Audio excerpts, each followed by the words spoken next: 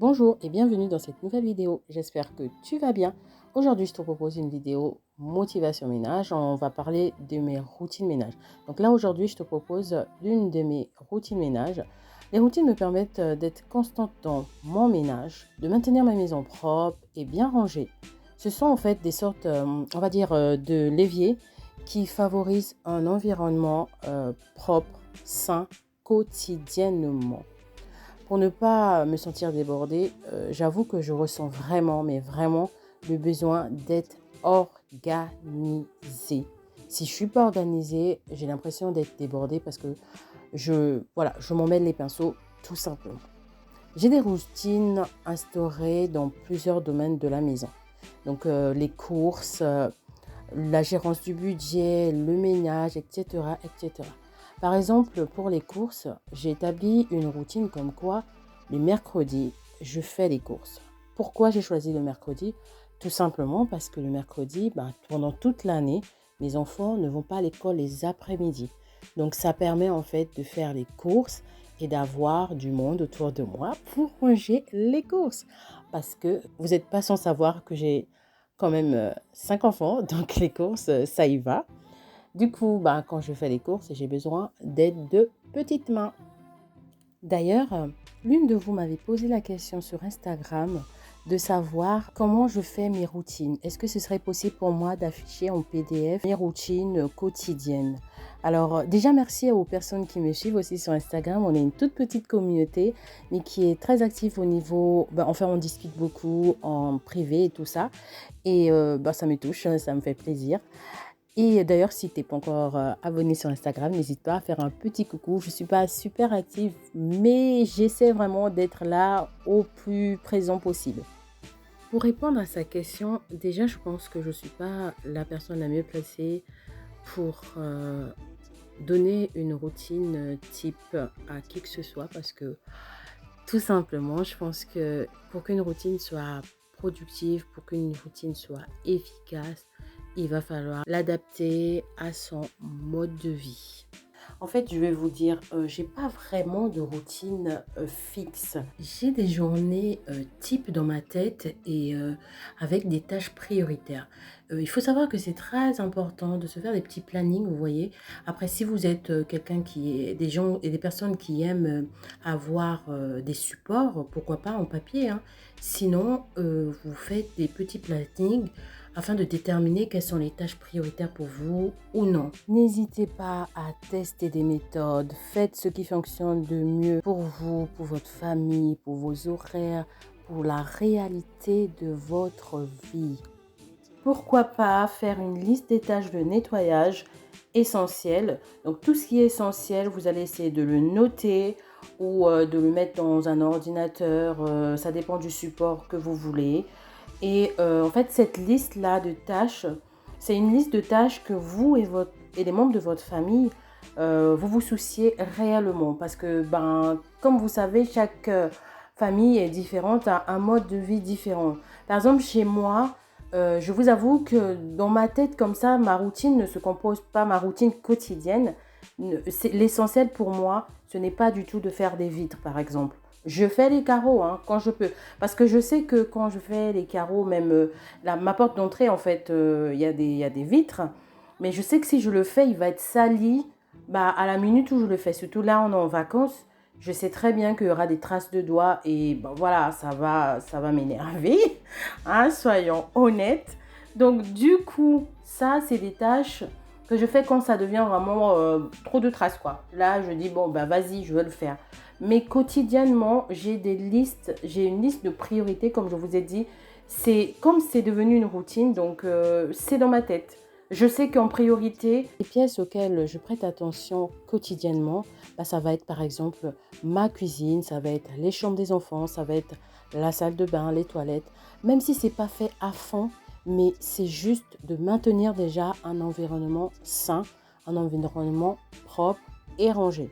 Après, si je peux vous donner un conseil, si vraiment en ce moment vous êtes débordé ou vous êtes vraiment à la recherche d'une routine, Le conseil vraiment que je peux vous donner, le plus sincèrement possible, c'est de commencer petit à petit. Parce qu'il ne faut pas oublier qu'une routine devient une habitude. Et une habitude se crée en fait. Donc ce que je veux dire, déjà, les scientifiques disent qu'il faut 21 jours pour instaurer une habitude. Donc, ce qui veut dire que ça doit être fait régulièrement afin que le cerveau enregistre que ça, c'est une tâche à faire. Quand on ne le fait pas, on est un tout petit peu mal à l'aise. Vous voyez ce que je veux dire? Donc, c'est comme notre cerveau sait qu'il faut qu'on mange à 13 heures, par exemple.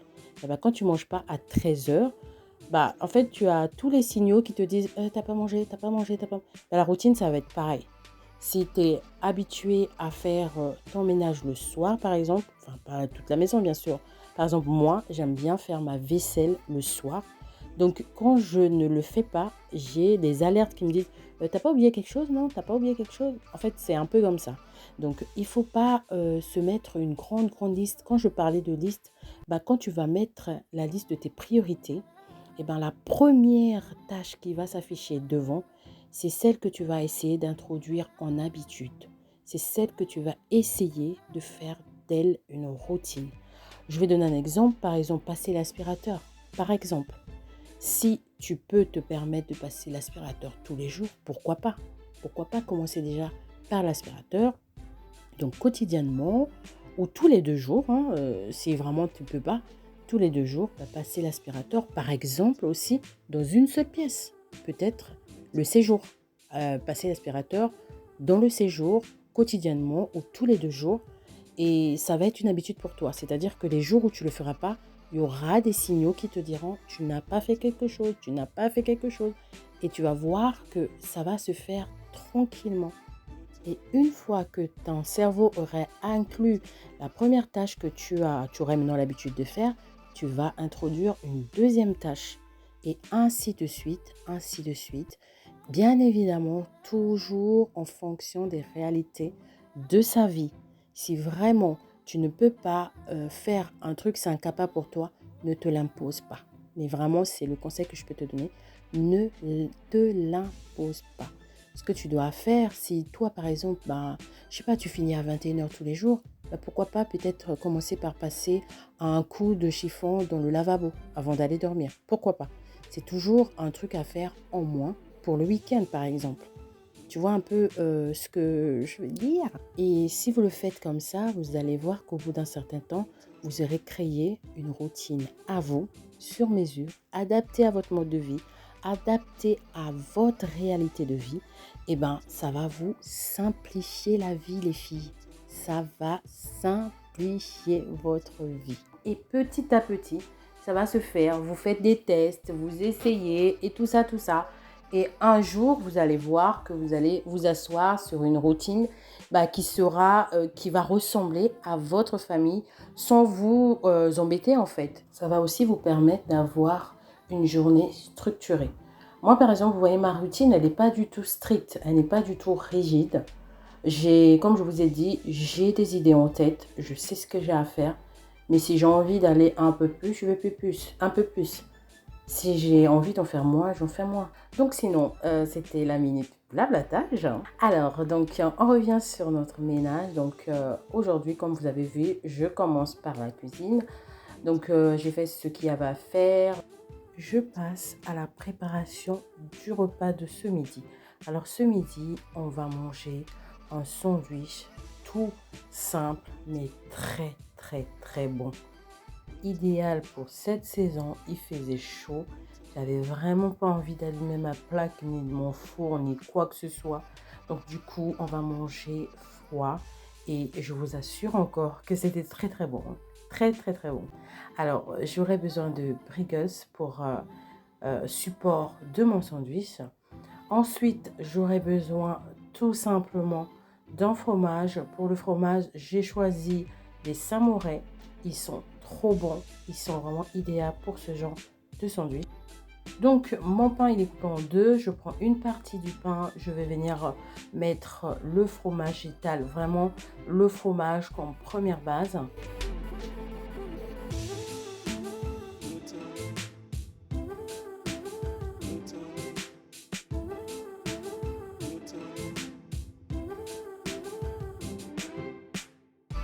Une fois que j'ai terminé d'étaler mon fromage, je viens y rajouter du saumon. L'idéal, c'est le saumon, mais j'avais pas le saumon ce jour-ci. Ce jour-là, j'ai remplacé par de la truite fumée, qui était aussi bonne que du saumon fumé. Et aussi, pour le portefeuille, je trouve que la truite est beaucoup moins chère que le saumon fumé. Bref, donc je viens découper en petits morceaux mon saumon et ensuite je vais le disposer dans mon sandwich.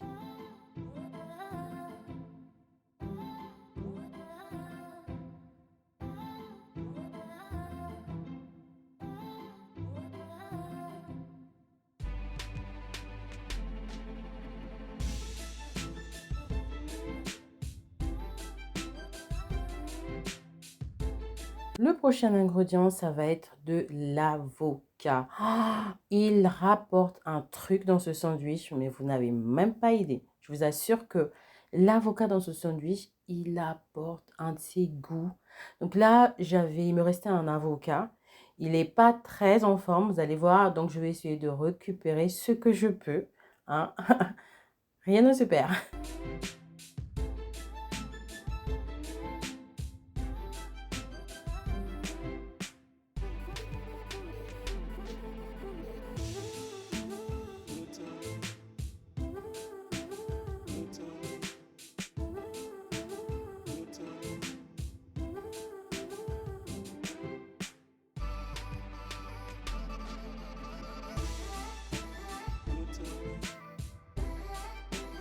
Prochain et dernier ingrédient qui va apporter du croquant, je vais rajouter de la salade.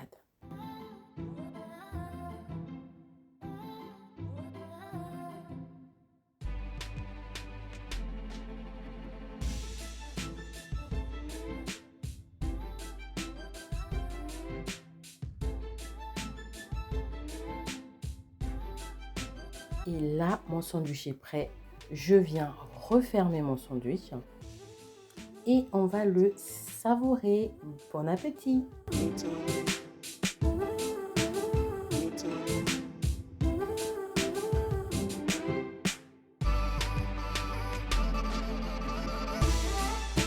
J'ai fini de manger, je me suis reposée un tout petit peu. Je continue ma routine dans la salle de bain cette fois-ci. Donc j'avais de la lessive à faire. Je vais faire tourner une lessive.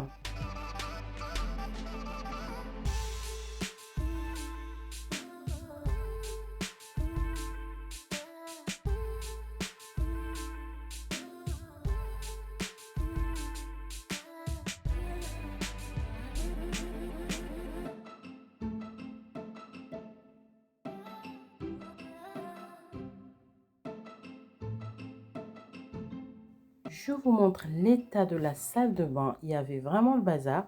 Donc, je vais déjà commencer par remettre tout en place. Là, c'est un contenant vide d'adoucissant. Donc, j'avais bien aimé la bouteille. Donc, je me suis dit pourquoi pas le recycler. Donc, je vais le rincer, le laver. Et ensuite, je le recyclerai dans la salle de bain. Je mettrai sûrement un autre produit à l'intérieur. Alors, ensuite, je vais trier la petite panière, vous savez, où je mets les produits de cheveux pour mes enfants.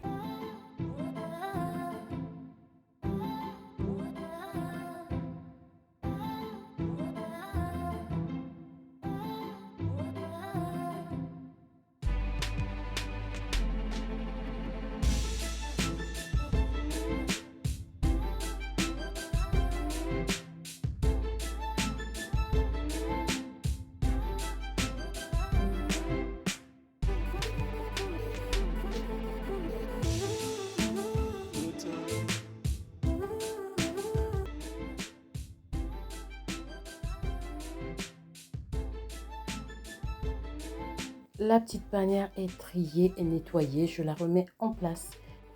Et ensuite, je vais nettoyer le petit récipient que je vais recycler après. Je le trouve vraiment super beau. Franchement, la bouteille, elle est très très belle. Je pense que je vais mettre soit du pergabonate ou soit du bicarbonate à l'intérieur. Et en plus, il a un bec doseur et tout. J'ai vraiment vraiment aimé ce récipient-là. Donc, je le rince pour le recycler.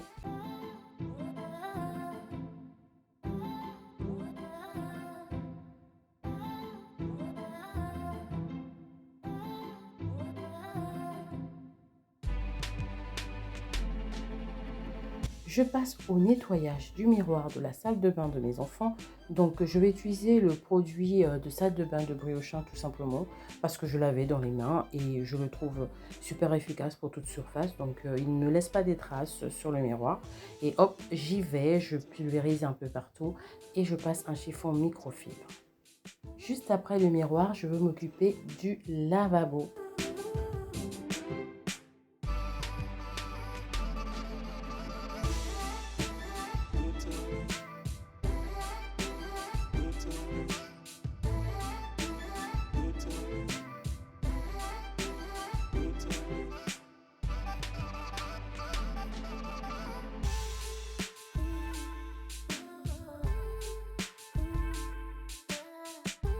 Je vais passer au nettoyage de la baignoire. Avant de nettoyer la baignoire, je vais déjà enlever tous les produits qui sont autour de la baignoire.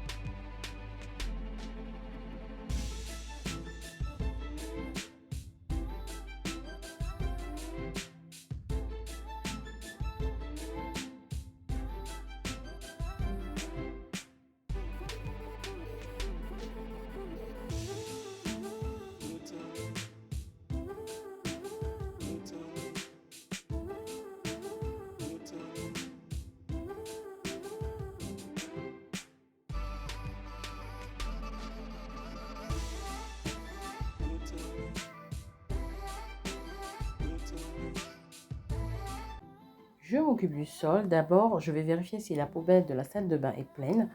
Là, aujourd'hui, en l'occurrence, elle était pleine. Donc, ce que je vais faire, c'est que je vais débarrasser et ensuite, je vais la nettoyer et remplacer un autre sac poubelle. Je vais déjà commencer par nettoyer le meuble qui est en dessous du lavabo et ensuite, je vais nettoyer la poubelle et je vais passer au sol.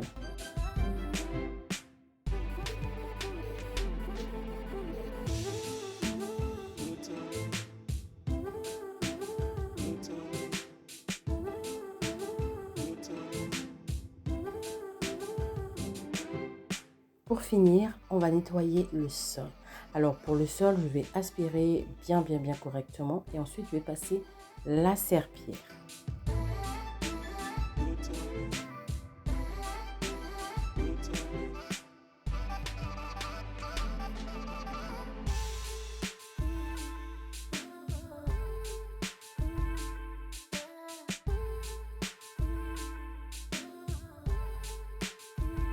Cette vidéo est terminée.